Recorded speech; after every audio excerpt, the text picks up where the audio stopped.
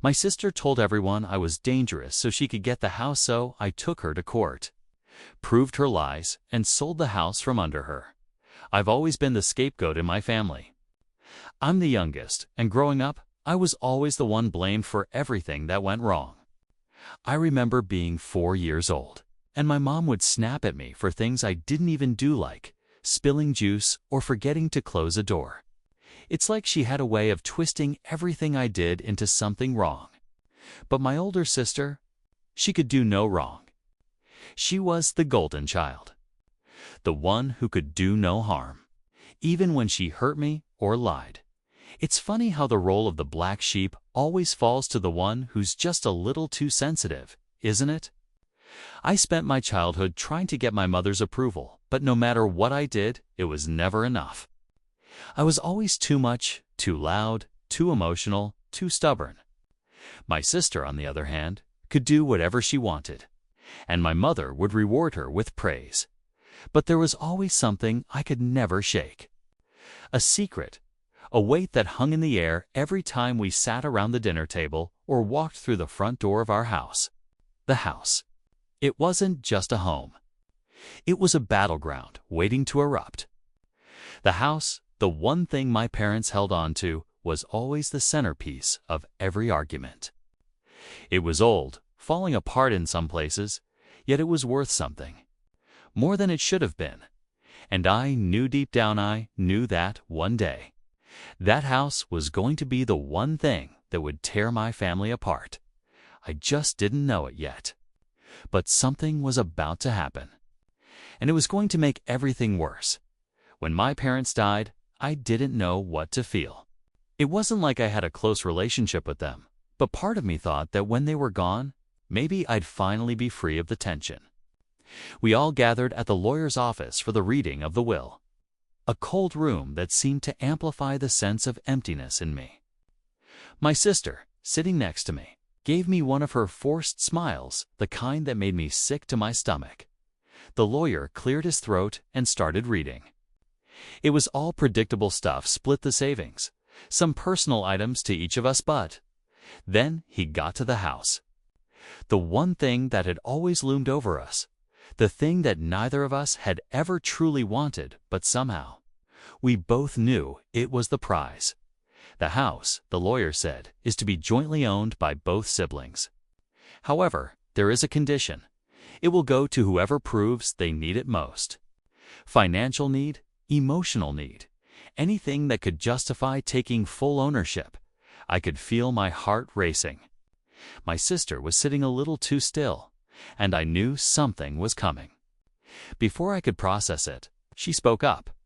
"I think it's clear that I should have the house," she said, her voice dripping with feigned innocence. "After everything I've been through, I can't live with someone who's clearly dangerous." She turned her gaze to me, and for the first time, I saw her mask slip. There was no sadness in her eyes, only triumph. "Dangerous?" I choked out, disbelief flooding me. "What are you talking about?" She didn't even flinch. "You've always been unstable. You can't even control your emotions. It's not safe for anyone if you live there alone. We all know it." My world felt like it was collapsing in an instant. She was lying. The house, the one thing that was supposed to bring closure, was now being used as a weapon. My sister had just turned everyone against me with a single word: dangerous. After that day, things started falling apart quickly. At first, I tried to brush it off. She was just trying to manipulate the situation, right? But the more I thought about it, the more the weight of her words crushed me. Dangerous. That word kept echoing in my mind, twisting inside me like a poison. I never thought my own sister would go that far. But as the days went on, it became clear that she wasn't just planting seeds in the lawyer's office. She was spreading her lies. Everywhere, I heard whispers in the family. A cousin stopped by, barely looking me in the eye. She used to be the one person I could count on, but now she acted like I was some kind of ticking time bomb. "I heard what your sister said," she told me, voice low and cautious. "I'm just worried about you, that's all." She was scared of me, too. I could see it in her eyes, but it didn't stop there. My sister went beyond just family. She told her friends, our neighbors, and even some people in the community that I was unstable, that I wasn't fit to be trusted, that I was a danger to myself and others. I became this thing, this specter that haunted my own life.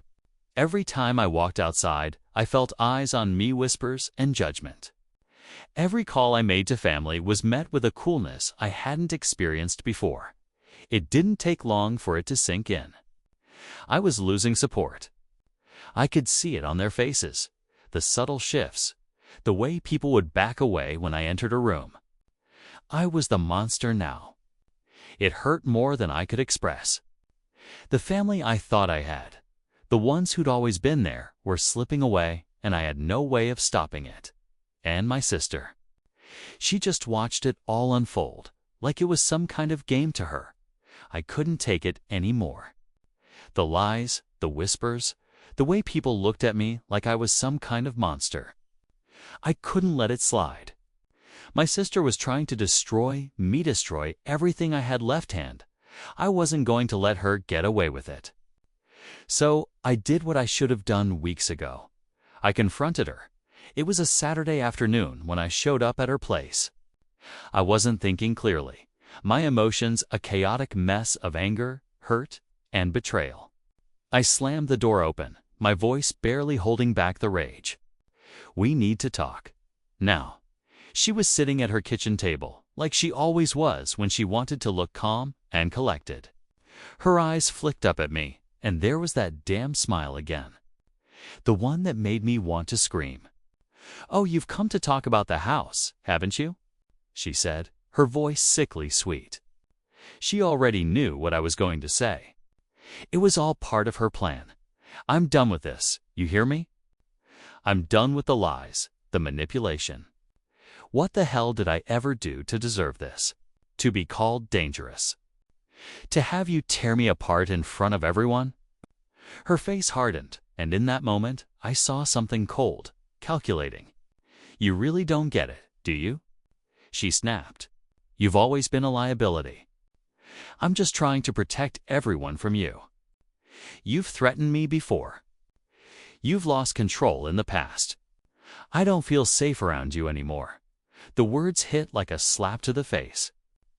That's a damn lie, I shouted, my fists clenched at my sides. But she didn't flinch. Instead, she leaned back, playing the victim to a T. I'm just doing what's best for everyone, okay? You're the one who's causing all this drama. It hit me in that moment. This was bigger than just the house. This was about power, control, and who got to walk away with everything. And I wasn't going to let her win. For weeks, I spiraled. I'd never felt more alone. Everywhere I went, I saw the way people looked at me like I was some ticking time bomb.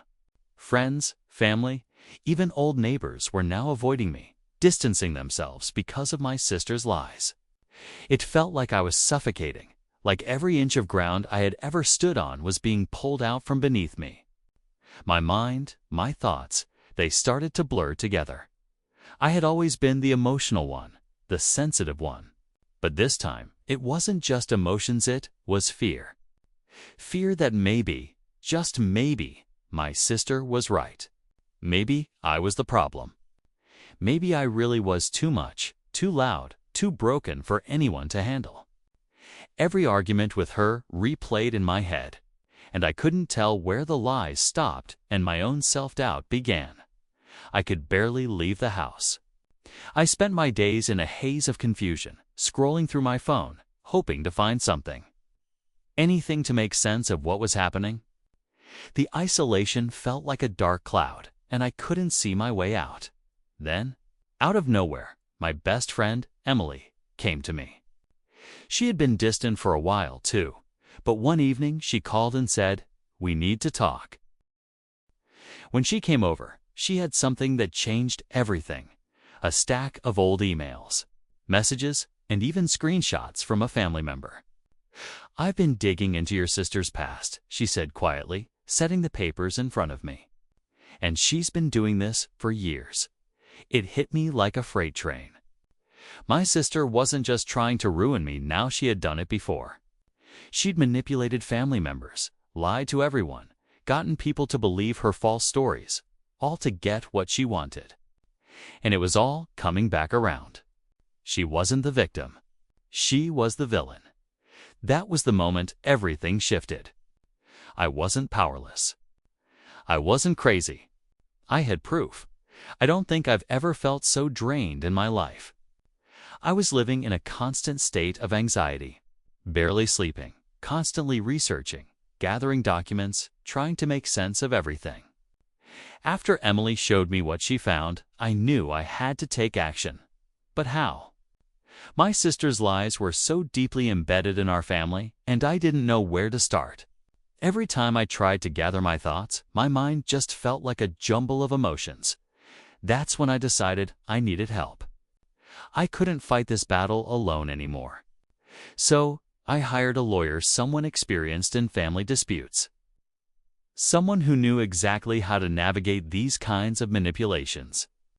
Her name was Karen, and she was sharp. The first time we met, she looked at me with this quiet, reassuring confidence that made me feel like there was hope. We spent hours sifting through everything I had. Texts, emails, even voice memos from old conversations. I started to feel like I was digging through my own personal hell, but it was necessary. My sister had painted me as the villain, and now I had to prove it was all a lie. The hardest part. I had to relive everything. The abuse, the manipulation, the moments when I had tried to make peace but only got slapped down. And worse, I kept uncovering more evidence that my sister wasn't just making me the scapegoat, now she'd been doing this her whole life. She had convinced my mother I was a danger, manipulated the family into thinking I was unstable, and had even used my mental health struggles against me when it suited her. It was all starting to make sense, but the weight of it was suffocating. Every piece of evidence I found felt like a victory, but also a reminder of how deep the betrayal ran. The emotional toll was immense, and I was beginning to wonder if I was strong enough to get through this, but I had to. For myself, for the truth. The closer the court date got, the more frantic my sister became. It started with small things, her reaching out to family members, trying to convince them I was lying, that I was just trying to take the house out of spite. But as the days ticked by, I could feel the tension in the air, like a storm waiting to break. It wasn't just manipulation anymore, which was something darker, something more dangerous. I remember one afternoon, I received a text from an unknown number. It was a simple message at first. We both know what's at stake here. Don't make this harder than it has to be. I didn't reply, but I could feel the knot tightening in my stomach. She was playing dirty. At first, I thought it might be some twisted attempt at an apology, or maybe she was trying to negotiate. But when I didn't respond, the threats became more direct. She started reaching out to my friends, offering them money to speak against me, saying I had been a danger to her all these years. She even showed up at my door one evening, standing there in the dark with her arms crossed, looking more like a stranger than the sister I'd known. "You don't want to do this," she said, her voice eerily calm. "I'll make sure you lose everything, including your sanity." The coldness in her eyes sent a chill down my spine. But I wasn't backing down. Not this time. I knew she was desperate. She had always been the golden child, the one everyone loved, and she couldn't stand the idea of losing that position. But now, she was showing her true colors. Her lies weren't just ruining my life. She was willing to tear everything apart to get what she wanted. I kept my cool, but inside, I was on edge. Every phone call, every knock on my door, every little whisper made my skin crawl. But I couldn't let her win. I wouldn't. The courtroom was cold, sterile. The air felt thick with tension, and every person in that room felt like they were on the edge of a cliff, just waiting to see who would fall first. My sister sat across from me, her face an emotionless mask. but I could see the faint twitch in her eye every time the lawyer for the opposing side asked a question. It was like she knew the walls were closing in. When it was my turn to speak, I felt my heart pounding in my chest. The weight of everything, all the lies, all the pain, was like an anchor. I had spent so long preparing for this moment, but the reality of it was suffocating. I wasn't just fighting for the house anymore. I was fighting for my dignity, my reputation, for the truth that had been buried under years of manipulation. I took a deep breath and stood up, walking over to the table where my lawyer had laid out all the evidence. The room went silent as I began to present my case. Text messages, emails, and even voice recordings from my sister's previous manipulations. Each piece of evidence was like a weapon, tearing apart the foundation of her lies. Piece by piece. "I don't have to tell you how dangerous she is," my sister's lawyer had said earlier. But now, with the truth laid bare, it was clear who the real threat was. Key witnesses, friends of the family, came forward, speaking out about the times they'd seen my sister manipulate the situation, turn the family against me, all while smiling in my face. One of them even shared a recording where my sister admitted she'd been making things up for years. It was like watching a carefully built house collapse in front of my eyes. My sister's story was unraveling, and for the first time, I felt the power shift. The court was quiet as my lawyer delivered the final blow, showing that my sister had been scheming for the house all along, using my mental health struggles as leverage. It was over. She was finished. Just when I thought the tide had finally turned, the last bombshell hit. The courtroom, which had been tense and heavy with the weight of the evidence, suddenly felt suffocating. My sister's lawyer had just finished making a weak attempt at damage control. But I could feel a strange shift in the air, like something was about to be revealed, something that would seal the deal for good. I had one more card to play. But I didn't want to do it unless I absolutely had to. It wasn't until my lawyer slid a small, inconspicuous flash drive across the table that I realized this was it. The final twist, Your Honor, my lawyer began. "We have one last piece of evidence, one that I believe will leave no room for doubt." The room fell into a stunned silence as the screen flickered to life. The audio file began playing, and at first it was nothing more than the sound of a quiet conversation. Then my sister's voice filled the room. "I don't care what happens to her," she said, her voice dripping with contempt. "Once I get the house, I'm selling it. The money will be enough to fix everything. I'll finally be able to get rid of all my problems. She's just a roadblock. If she's in my way, I'll take her down. I'll make everyone believe she's unstable. That's the only way." The gasps from the courtroom were deafening. I saw the look on my sister's face, complete panic. Her whole plan had just been exposed. The house wasn't just about inheritance, about proving need. It was a means to an end, way for her to profit, to secure her own future at my expense. Her perfect little lie was shattered in an instant, and I could see the color drain from her face. The entire courtroom was now on my side. Her schemes had been exposed, and there was no coming back from that. The weight lifted off my shoulders, but the satisfaction was short-lived. My sister wasn't just a manipulator anymore. She was a fraud. The moment the judge delivered his verdict, everything seemed to freeze. For a few seconds, I didn't hear anything.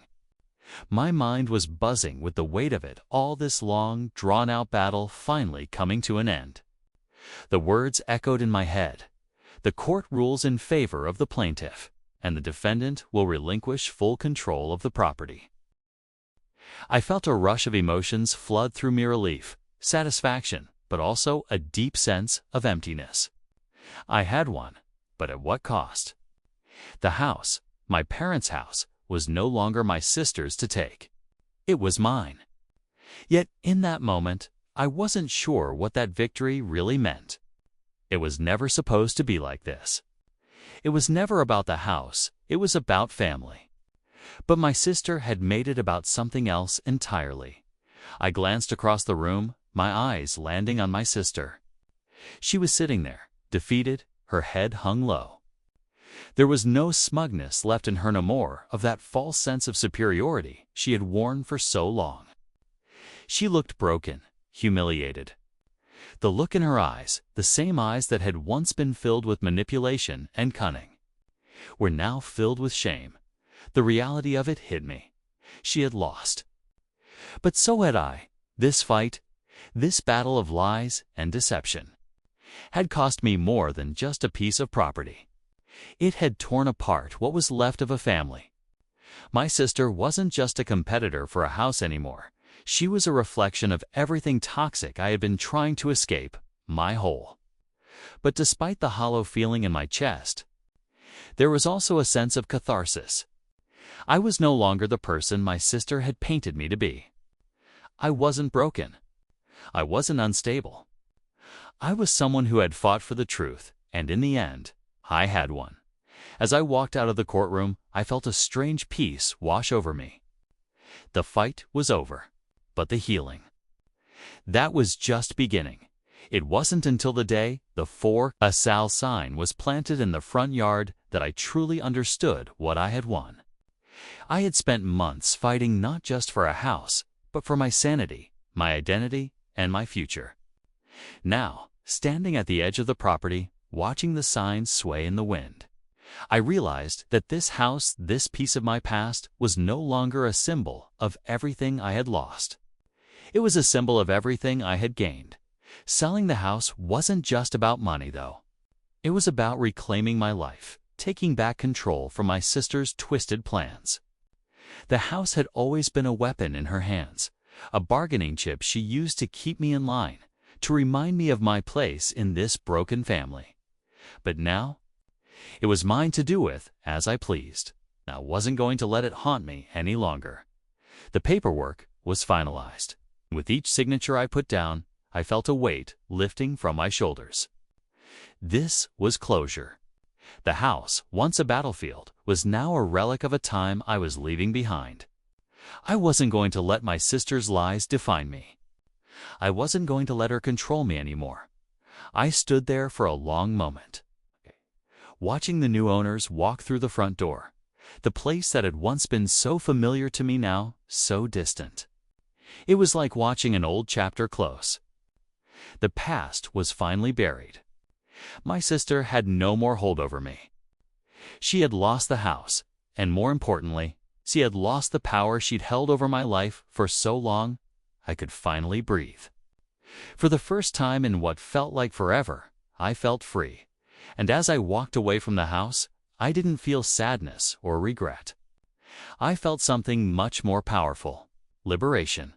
I don't think I fully understood how much I had been holding on to until it was gone. The house, my sister's lies. The years of emotional manipulation, everything that had defined my existence for so long had slipped away, one piece at a time. And for the first time in years, I felt light. I could finally breathe without the weight of someone else's judgment pressing down on me. Looking back, it feels surreal to think about everything I've been through. The betrayal stung, sure, but it was more than that. It was the years of believing I wasn't enough, that I was broken, that I would never be good enough to stand on my own. My sister made sure of that, making me feel like I was always less than her, always fighting for scraps while she got everything. But that's not who I am anymore.